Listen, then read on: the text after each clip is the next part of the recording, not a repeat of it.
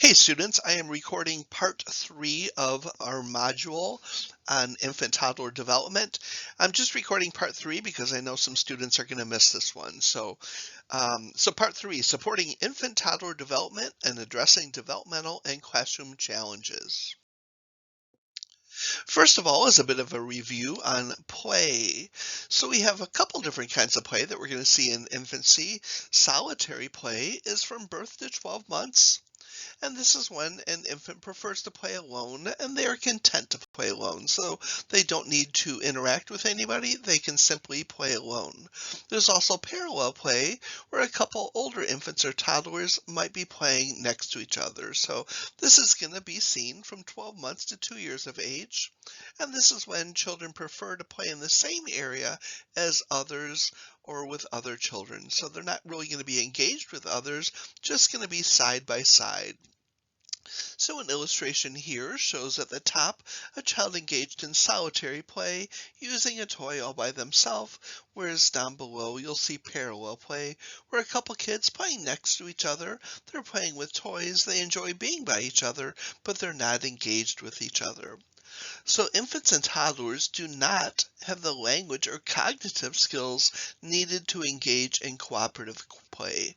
Cooperative play is more give and take, where you need some language and cognitive skills to engage in. The next slide here is talking about outdoor play, and infants and toddlers really need outdoor play as well. So sometimes parents will think, they're too young to play outside, but they need outdoor play as well. Infants and toddlers need space to explore and learn about the world around them. Pictured here in the top, a child is blowing some bubbles and learning about that as they play outside.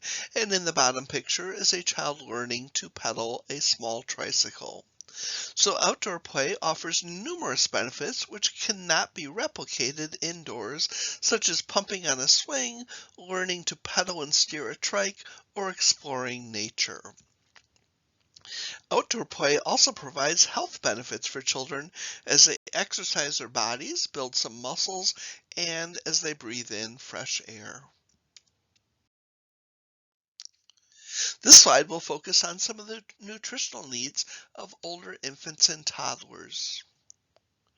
With a decrease in growth and increase in mobility, older toddlers might seem to eat less. They're focused on body growth and not really focused on eating. They do have an increased need for protein-rich food to support their muscle development and brain growth that is happening rapidly at this time. Children at this time are going to eat when they're hungry, so we don't really need to stress if we offer food to a child and they do not seem to eat. Children this age are going to enjoy finger foods, as those shown in the picture here, and we really want to avoid foods like hot dogs that are going to pose a choking hazard to young children.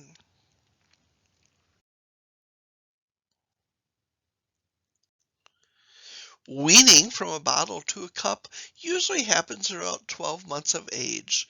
So weaning is really going from drinking from a nippled bottle or going from breastfeeding to drinking from a cup. And again, this happens about 12 months of age.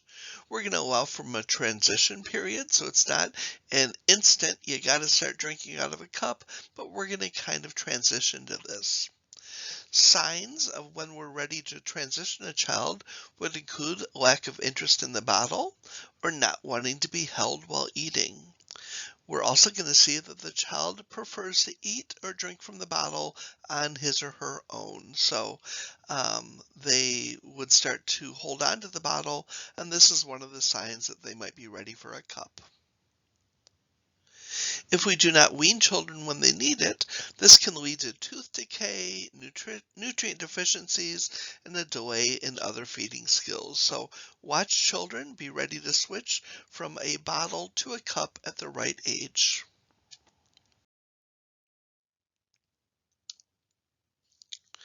As far as planning meals for infants and toddlers, we're going to choose nutrient-dense foods to ensure a balanced diet is offered.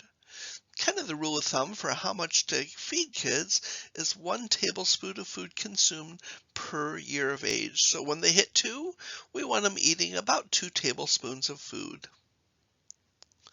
We wanted to be sure and develop routines for mealtime, but also make sure that we don't force a child to eat. This is not our approach.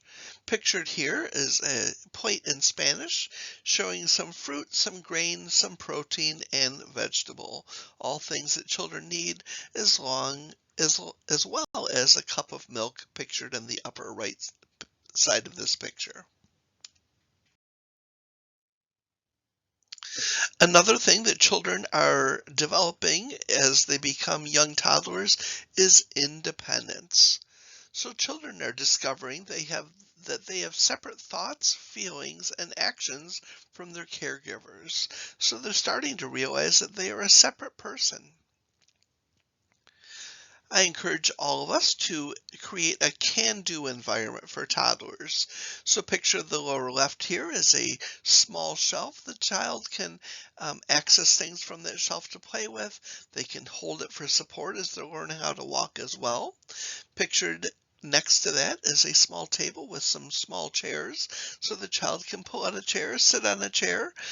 These chairs actually have little sides to them, and these are great chairs when a child is first learning how to sit in a chair. They might not have all the balance skills to sit in a chair that does not have the rails. Also pictured here is a little step stool, so if we want children washing hands at the sink, but they're not quite tall enough to do it, we could use a tool like this. Pictured at the top, a small spoon and a small fork. So we just want to make the environment a can-do environment so kids can start to practice and become independent. Something else that we might be seeing at this stage is negativism. Negativism is something for you to know. It's a normal part of development. Children it'll seem that they're becoming obstinate where they say no, and they're really just asserting their independence. So it's a normal part of development. They want to have some control over their environment. They don't want to do everything that's asked of them. So they're going to start to say no, no, no. A way for us to deal with this is we want to make sure that we have consistent routines for them so that they are operating within a known routine. We want to make sure to provide real choices for them. So instead of me saying, do you want to pick up toys, which they may say no to, I would give them real choices by saying, do you want to pick up the blocks first, or do you want to pick up the cars first? I'm not giving them a choice of saying, no, I don't want to pick up at all, but I'm giving them a choice of blocks first or cars first. I also want to communicate what the child can do.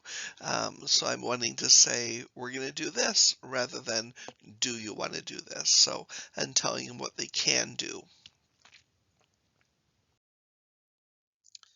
Next slide here is on temper tantrums.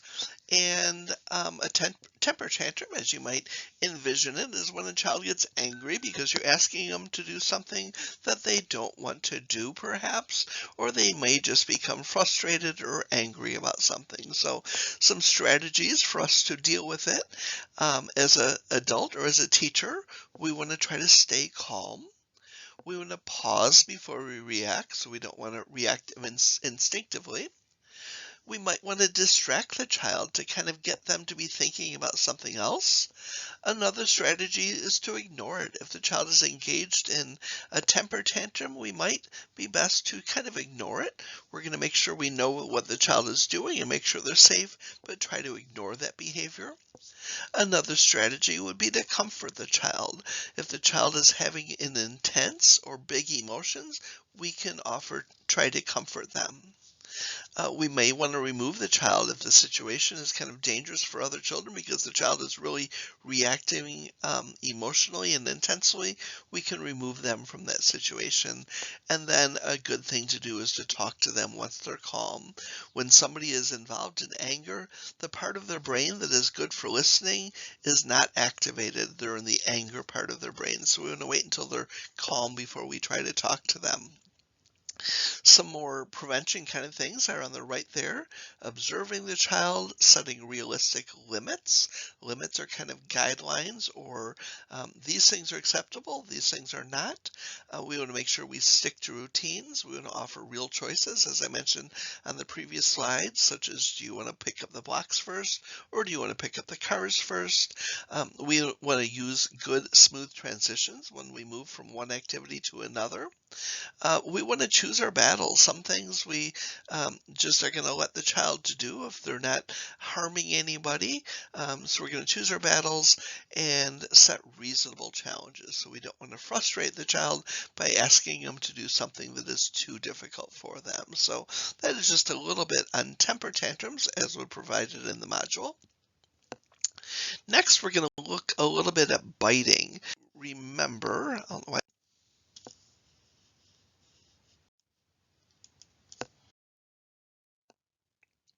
there we go, biting.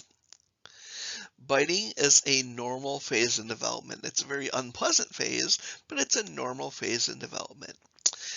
Some ideas on this. The teeth are new, and children are learning about how their teeth can be used. They're doing a little bit of trial and error. Biting also causes a reaction. When they bite another child, the child's going to react to them, going to give them some attention. They're also going to get some reaction from an adult when they bite another child. Another kind of cause of biting is that older infants and toddlers do not have the language skills to tell others what they are thinking or feeling. So pre-verbal children can't say, hey, I'm frustrated because you took my toy, give it back, please. They can't talk about it, so they may bite because that is something that they can do to try to get what they want. They're using biting as a form of communication. Next in class, we will be watching this video. So this video will be linked, and I encourage you to watch this video so you can learn from it. Next, in this part of the module, we're going to learn about a few different discipline strategies, or I would call these guidance strategies, or things that we do to help children learn to behave appropriately. The first one is redirection. Focus the child on something else. So if I see a few children playing at the water table, for example, and one is having a difficult time being with the other kids there, I may redirect them and have them go do something different, a different activity. So that's redirection. Another thing that we can do is we can ignore. If we see inappropriate behavior, we would not acknowledge it. We would just ignore it. As long as it's not harming the child or others, we may choose to ignore it. Another strategy, and really the one that I prefer out of all the strategies that we're going to learn about, is modeling appropriate behavior for a child. So for example, if I see a child using a block to hit another child with, what I would do is I would go over there and I would say, oh, blocks are for building with, and I would build with the blocks, show the child how we build with blocks, and then watch them build with blocks. So that would be how I would address such a behavior. I would, of course, pay attention to a child that was the victim and make sure that they're okay, but I really want to show the child what the appropriate behavior is by modeling this for them. Another thing that we can do is we can offer affirmation or encouragement. Praise is another word. So if we see a child doing a positive behavior, we're going to say, wow, thank you for doing that. An example would be, thank you for putting all those toys on the shelf. That sure was a big job. Or thank you for eating with your fork today. That sure is a great way to eat rather than using your fingers. So we want to be sincere, make it specific, and do it as soon as possible so the child is affirmed for their positive behavior. Another thing we want to do is to create a can-do environment, an environment where children can be successful. We don't want to have too many rules. We would just want to make it a place where they can play and get along well with others. Toward the end of this, we're going to look at a slide here on safety, uh, because this module focuses on infants and toddlers, we want to stop using high chairs when the child can climb out of it. So if the child is not safely secured in the high chair and they might fall, we would stop using it. We want to make sure that we don't allow children to walk or run with objects in their mouth, so kind of a basic thing. Uh, we want to observe childcare settings for blind spots. So look around your classroom and see if there's any spaces where a child can be out of the direct visual supervision of an adult. So if I can't see them, I don't know what's going on there. So I want to make sure that I don't have blind spots in my classroom. Another safety thing is to remove water from a sensory table after use. So a child can actually drown in a very, very small amount of water. So we want to make sure that we're not leaving sensory tables or buckets or things like that with water in them. Another thing to do is to anchor shelves and cabinets to the wall. It is possible for children to pull a cabinet over on themselves and to be seriously injured. So if I'm in a classroom and I have very tall shelves, which I would say would be above 3 feet tall, I would be sure to anchor these to the wall for safety. Another thing to do is what I would call a safety audit. Just walking through the home or walking through the center and looking for things that could be of danger to a child. So, for example, if there's a rug that they could slip on, if there are wall outlets that aren't covered or aren't otherwise secured, those would be a couple things that kids could be harmed by. If I'm in a home and I have some glass things on the table that a child could be cut by, I would want to remove those. So just kind of walking through and saying what could happen and what can I do to prevent that from happening. And lastly here is supervise, supervise, supervise. So young children might make some immature decisions that might put them in the risk of harm. So we want to carefully and constantly supervise children in our presence. So that is the end of this module. A quick summary, we learned about 3 things. Part 1 was developmental characteristics of children from 8 to 18 months of age. Number 2 was using developmental milestones to understand typical and atypical behavior and development. You may remember we watched a video of a couple 6-month-old infants to see the difference between typical and atypical. And finally, we looked at things that we can do to support infant and toddler development, as well as some challenges that they might pose in the classroom, such as biting. So make sure to finish your module workbook, and I thank you.